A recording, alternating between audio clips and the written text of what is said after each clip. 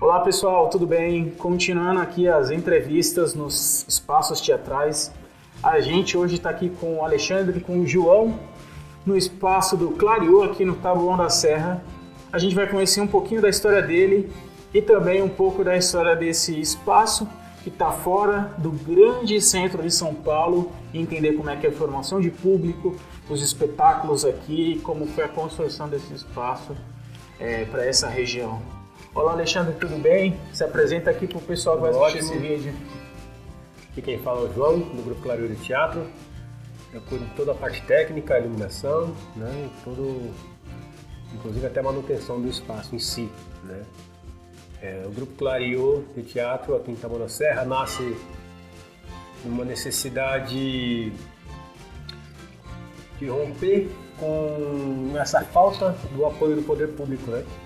Ele nasce dessa falta praticamente, porque a gente começou com oficinas, existiam as oficinas de teatro e os grupos apresentavam uma vez, um ano de ensaio, apresentavam uma vez e aí não tinha mais local, né? Taboão da Serra não tem um teatro, né? Não tem um teatro municipal, tem o CEMUR que é um salão para eventos e que majoritariamente é usado para eventos dos vereadores, das igrejas e outras coisas, e de vez em quando sobrava um espacinho, que era raro de acontecer, para que as oficinas que eram, na época da prefeitura, poder apresentar, e ficava isso, né? Ficava aquela gana de você trabalhando um ano para apresentar um dia.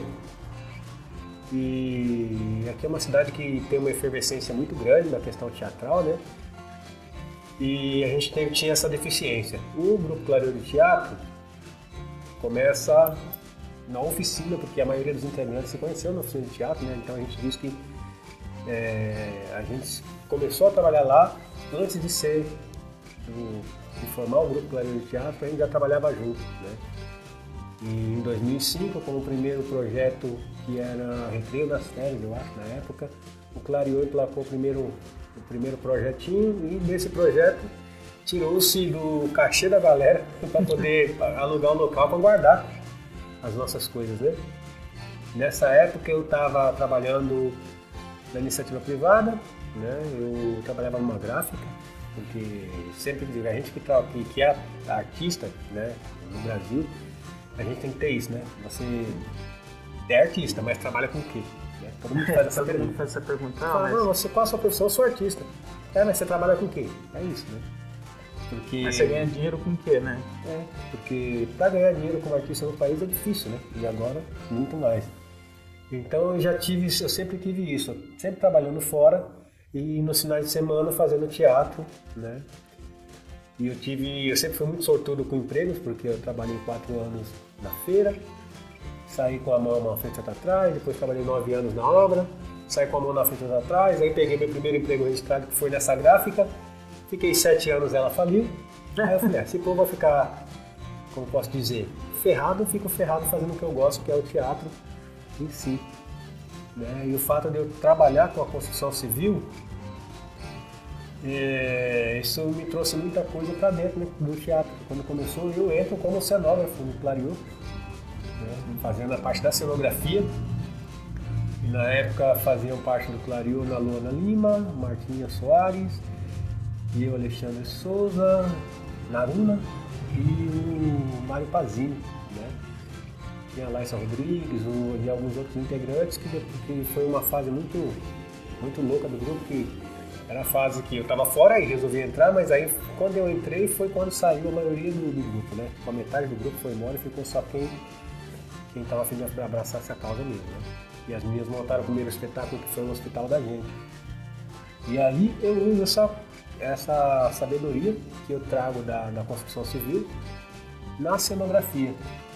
Só que assim, era tudo muito precário, né? Era não, ainda é, mas hoje em dia a gente consegue ter ser um pouco menos precário, porque a gente corre atrás dos editais, mas pensando assim, que sempre tem que sair do cachê da gente para poder comprar um refletor, né?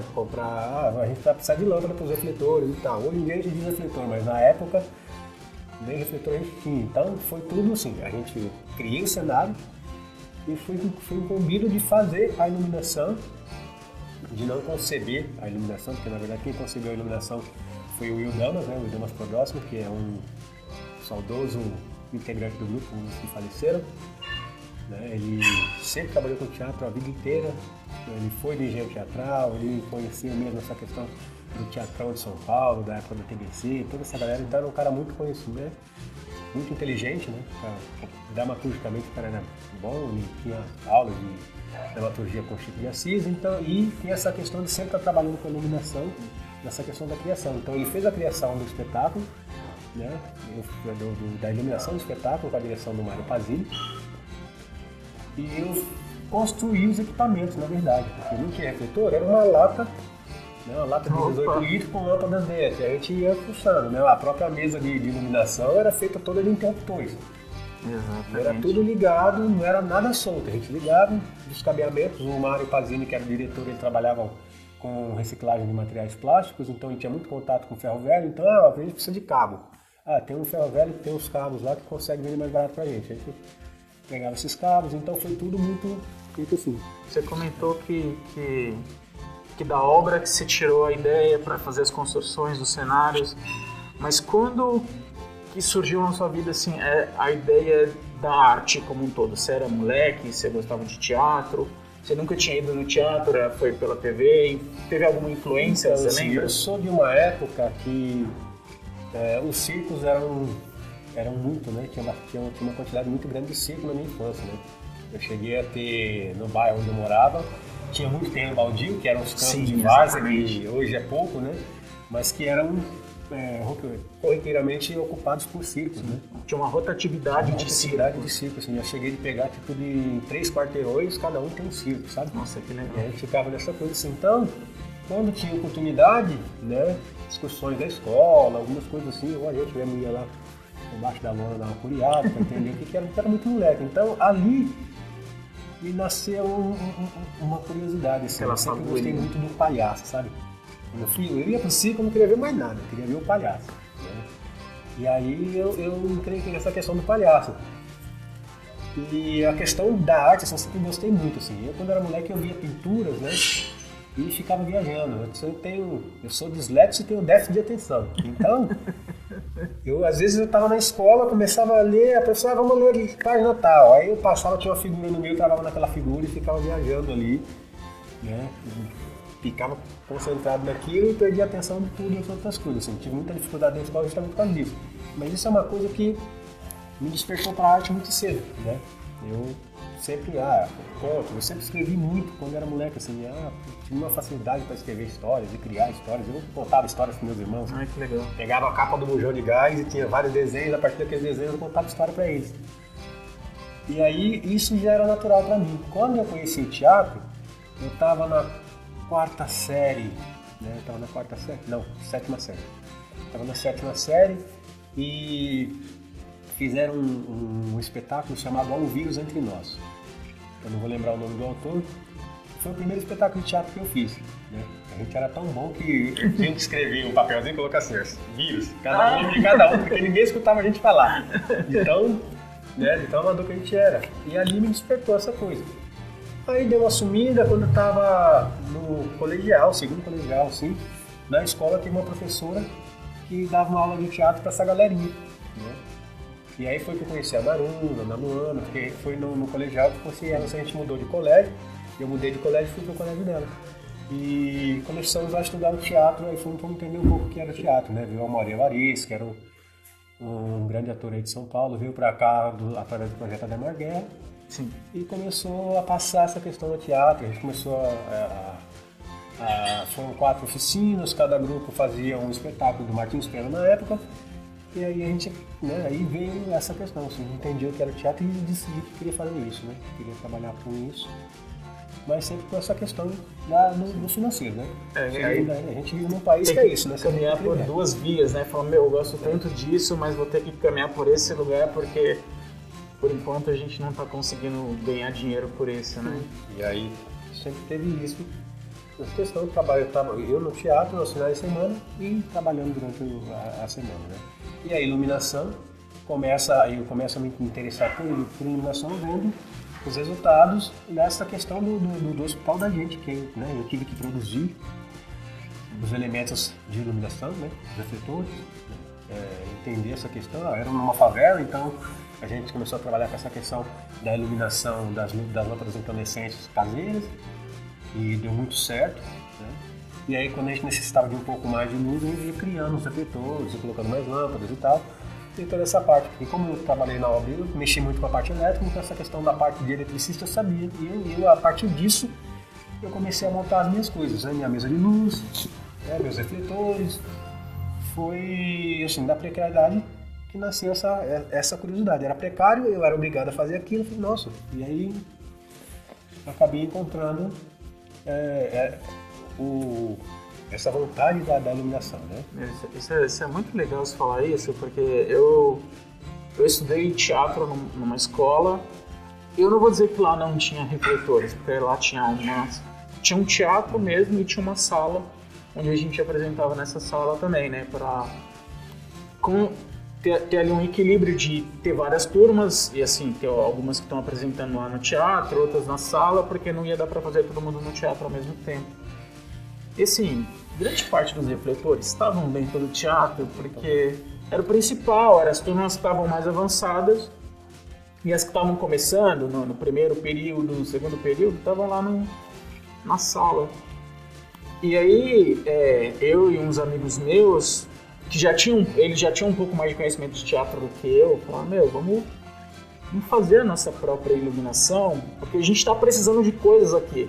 Então a gente tem essa coisa em comum que é a gente pegou latas, pegava, colocava um soquete, puxava, fazia o furinho, colocava o soquete por trás. A gente fez uma caixinha de madeira, comprou uns fadezinhos, colocou uma botoeira atrás e montou, sei lá, uns 4 refletorzinhos com lata de leite ninho, assim. E aí quando eu olhei isso, eu falei, caramba, olha o que a gente fez com tão pouco, mas isso é suficiente porque a gente está precisando, sabe? E é muito louco você falar que você começou da precariedade, porque isso acontece em muitos lugares, sabe?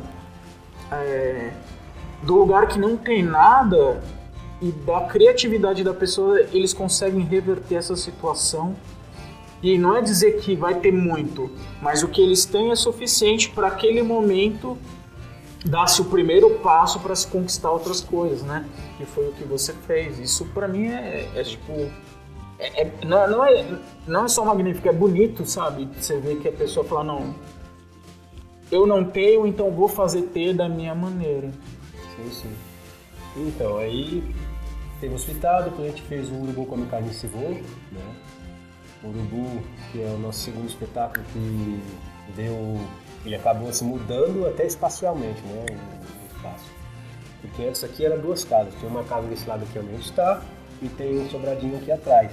Então aqui tinha um inquilino e tal, esse inquilino acabou saindo, a gente acabou abraçando essa, vamos ficar com tudo, porque a dona da casa é a mãe do Marinho, né, que era o diretor, então conseguiu fazer um preço bacana, que até hoje em dia faz um preço muito legal de aluguel pra gente. E a gente pediu permissão para poder derrubar essa casa, porque o hospital acontecia dentro dessa casa, né? Dessa outra casa que a gente fazia, né? Tinha o cenário de barraco de um lado, né? E quando você entrava tinha todo um beco, umas coisas que aconteciam dentro da casa, e eu fui transformando a parte de dentro da casa, eu forrei todas com madeira, fiz divisórias, E dessas divisórias, às vezes, entrava para um lado, de repente você puxava a divisória, jogava para o outro lado, saía para o outro. Então você tinha a impressão de que era gigantesca. Mas quando a gente pegou para produzir o urubu, a gente viu a necessidade de mudar o ambiente, né? A gente tinha uma casa que quando chovia a gente não podia fazer o espetáculo. E o urubu a gente tinha a questão de uma ponte, né? O urubu, o primeiro cenário foi uma ponte de ferro de 9 metros, né? Que eu também concebi junto com a galera. E eu acabei tendo até que entrar, aprendi a soldar porque eu tinha que fazer isso aí. A gente contratou um cara que não deu conta e aí, vamos lá, tem que estar mão na massa. E o Will também fez a concepção da luz e eu sempre de olho no Will, né? O Will sempre conversando. Então o Will dava oficinas de teatro aqui e eu estava sempre na oficina dele. Tanto quando ele dava aula de teatro com os grupos, com as crianças mais novas e tal, com a galerinha nova que estava entrando para fazer teatro, e também com o curso de dramaturgia, eu sempre fui muito. Tinha muito essa questão também, né? Eu não faço uma coisa só, eu sempre fui muito inquieta na questão artística, né? E aí veio o nosso. A gente teve que mudar o espaço, aí foi muito louco, porque assim, a gente derrubou a casa e começou a fazer o nosso ensaio no meio do entulho. Aí de dia estava construindo, porque eu sou construtor, então meu pai veio, chamei meu pai para poder ajudar a levantar as paredes, eu estava levantando parede com ele de dia, então de noite a gente vinha ensaiar. Era loucura, assim. Era subir parede de dia e ensaiar de noite. Subir parede de dia e ensaiar nos escombros à noite, assim, né? A gente fazia o nosso... Era o nosso trabalho de concepção do espetáculo, né? A gente pegou as crônicas do Miró, e a primeira do Marcelino Freire, no hospital da gente, e a gente pegou o Miró da Morideca, que é um parceirão do Marcelino também, que tinha uns textos muito loucos, né? A gente costuma dizer que ele faz poesia concreta, o negócio é bem abstratão, então a gente tem que fazer um trabalho de dramaturgia muito louco. E o Will já veio nessa também, com essa questão.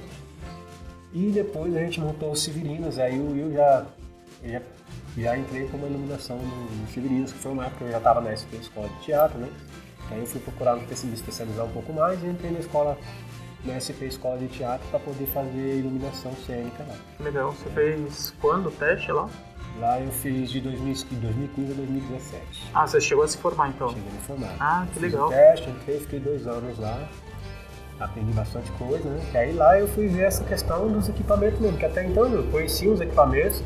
Aqui a gente tinha os refletores, depois eu até que mostro, tem um sapão, que a gente ganhou as carcaças do sapão, e aí eu desmontei e dei um jeito de fazer os nossos refletores com aquilo.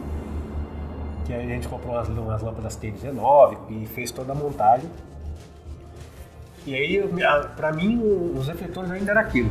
Muitos não tinham lente, os que tinham estavam rachando, porque eu peguei os PCzinhos de 500 e enfiei lâmpada de 1000 dentro, então as lâmpadas não aguentavam, as lentes não aguentavam, que é isso, né? Tentativa e erro. Pra mim, foi assim, eu sabia que era de 500, não, vou colocar a lâmpada de 1000, né?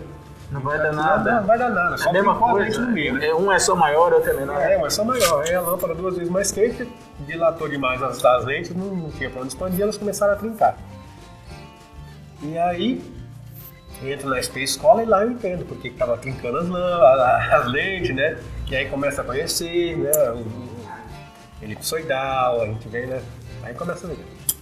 Pra que serve o Par 64, o PC, o Fresnel, qual que é a luz mais difusa, né? Qual a luz menos difusa, essa questão do foco do elipsoidal, tá? Tipos de elipsoidais que funcionam, aí vem Par 64, né? Suncy4, a gente conhece uma infinidade de coisas. Sim. Né? O uso da fumaça, que a gente começou a entender também essa questão da luz e da fumaça, muito legal. Aprendendo também essa questão um pouco de luz arquitetônica, né? Luz para museu, né? Instalações e tal. Então foi aí que eu comecei a entender mais, aí caí mais pro lado da criação, né? Exatamente. Tem uma questão que você falou que é muito interessante, que é a luz arquitetônica. O pessoal acha que às vezes você vai numa exposição e é qualquer luz, qualquer coisa. Isso eu já comentei em outros vídeos.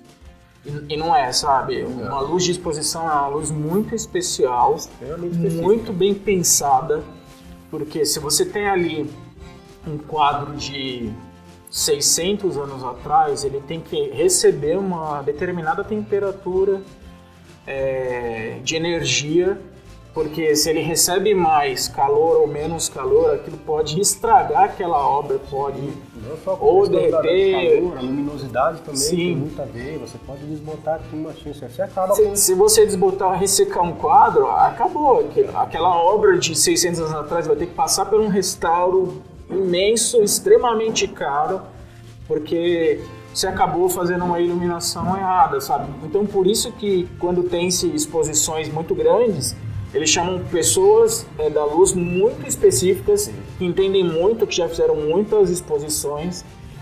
Normalmente são pessoas de fora do Brasil, que já estão fazendo exposições há muitos e muitos anos, e que não estão tão na área específica de só dança ou só teatro. É o pessoal já da exposição. Isso é muito legal você fazer esse apontamento. Agora eu vejo, tem da SP Escola, tem uma galera muito legal, assim, sabe, que tá trabalhando nessa questão mesmo, trabalhando com exposição, né? Tem a Dani, que é uma menina maravilhosa, inteligentíssima, assim, eu fico abismado com quando eu vejo as luzes que ela faz, tanto para teatro, né? Quando ela faz luz para exposição, eu faço questão de ir ver a exposição para poder ver o trabalho dela.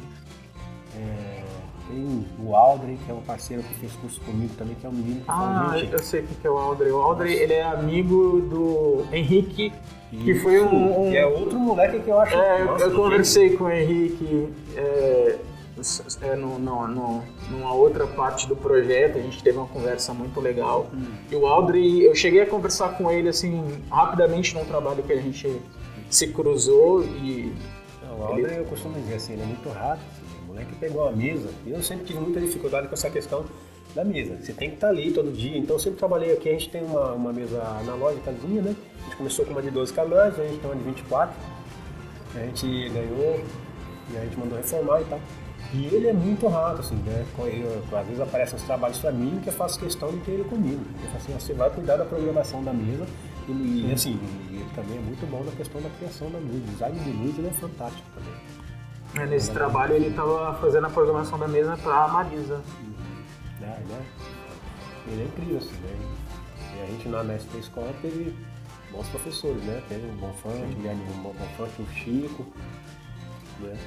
E é um gênio, assim, eu gosto muito dele, assim, ele é muito bacana. Então, assim, foi um curso legal, assim, claro que tinha minhas ressalvas quanto ao curso, mas também é uma coisa que tem essa questão, né? Uma escola nova. Eu cheguei a entrar na SP também, mas a minha questão foi diferente, porque fui lá, todos os testes eu passei, e quando eu fiz a inscrição falaram que eu só podia estudar à tarde. Então, e aí eu comentei, desde o começo, estava lá na minha ficha que eu só poderia estudar de manhã. Comigo foi isso, eu tive sorte que eu peguei a única vaga que tinha de manhã quando eu fui. E aí eu falei pro pessoal, gente, é porque eu tenho trabalhos à tarde, e aí se eu estudar à tarde eu não consigo nem esses trabalhos à tarde, nem as temporadas à noite, né? E aí eles falaram, eu falei, não, tudo bem, como eu realmente não consigo, eu não tô aqui, pode passar a minha vaga para quem necessita e tudo mais. E foi numa época que eu tava trabalhando muito, eu falei, se eu parar de trabalhar e ter contato com as pessoas que eu tô tendo contato agora, até retomar tudo isso, né? E assim, eu já tinha uma boa experiência, eu tava como eu posso dizer, eu tava querendo lá para me reciclar, para entender um pouco mais das coisas que eu não sabia. Sim. A SP ela começou de uma forma que a gente quer. Eu costumo dizer que assim, o pessoal da periferia, para fazer SP, tem que amargar. Porque assim, não tem essa questão. O horário da SP é um horário que a gente costuma dizer que é para playboy. Entende? Que é um horário que tipo, você começa às 8 da manhã vai até 1 da tarde, a outra começa às 12 e pouco vai até às 6.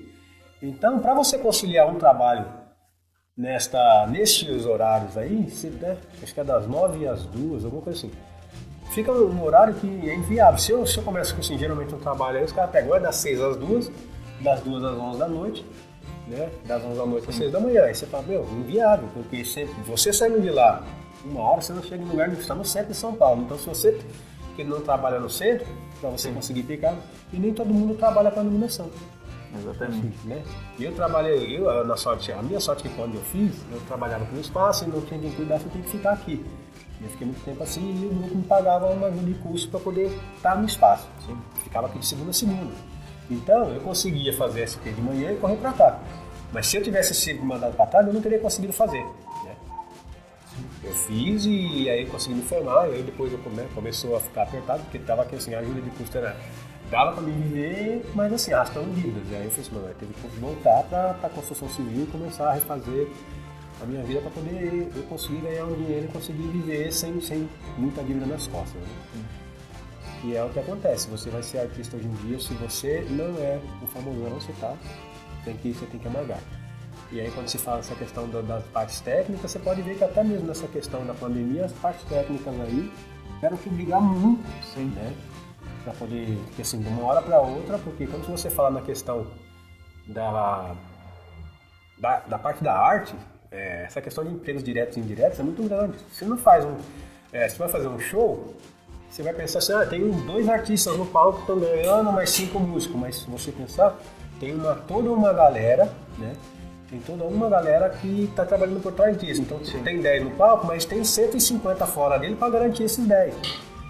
E aí de repente acaba essa pandemia e é a galera que é mais atingida porque tem que parar tudo. Show, teatro, cinema. Então de repente ficou um batalhão de pessoas aí enormes que de uma hora para outra perdeu sua fonte de renda.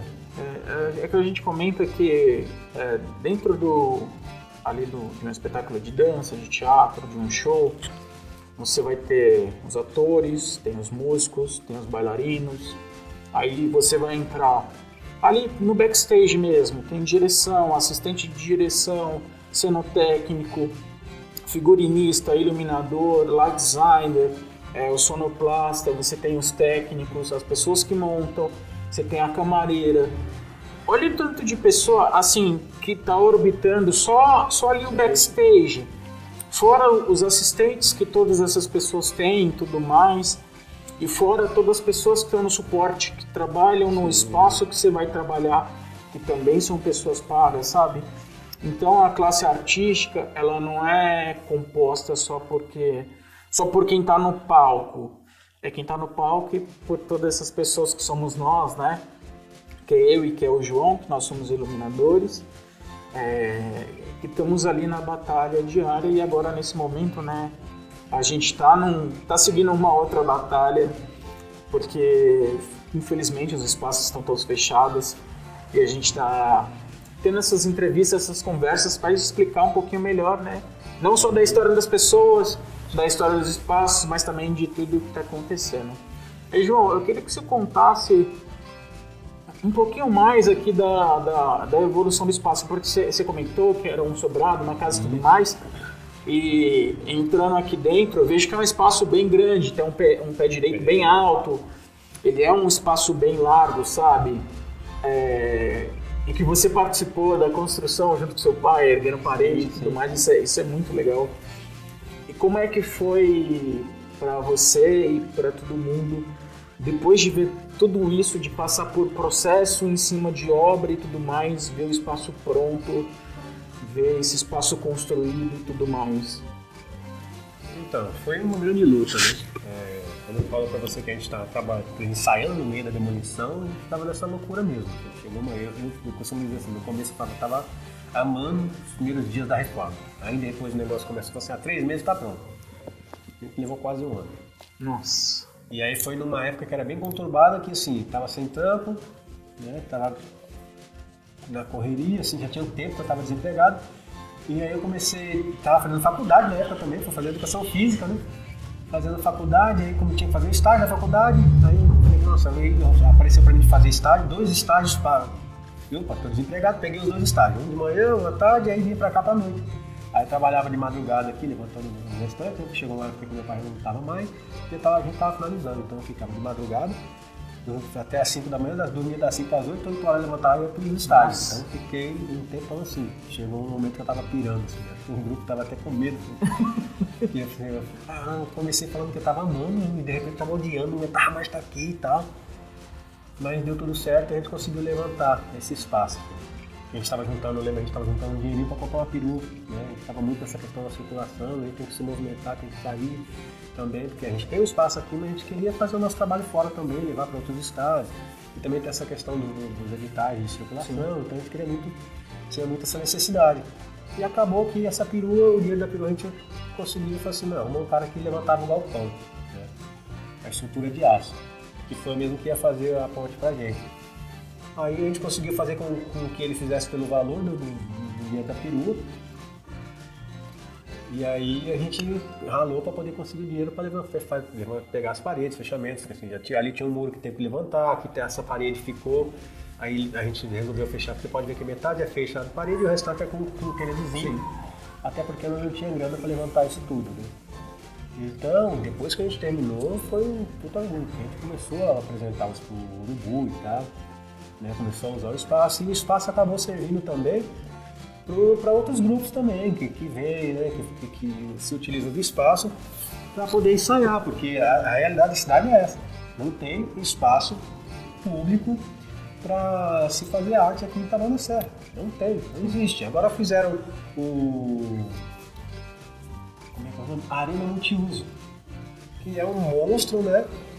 E que agora tem um espacinho lá, mas que para você chegar lá é difícil, né? Deve ter toda uma questão burocrática. Tem uma treta, assim. Aí levaram a Secretaria de Cultura e Turismo, que a gente tem a Secretaria de Cultura e Turismo, né? E na época a gente tinha uma questão de turismo. Quando se fala turismo, na Secretaria de Turismo, a gente cuidava de um zoológico. A cidade tinha um zoológico. Tinha leão, tigre. Chegava lá, você via só a pele, coitado, porque os bichos não tinham.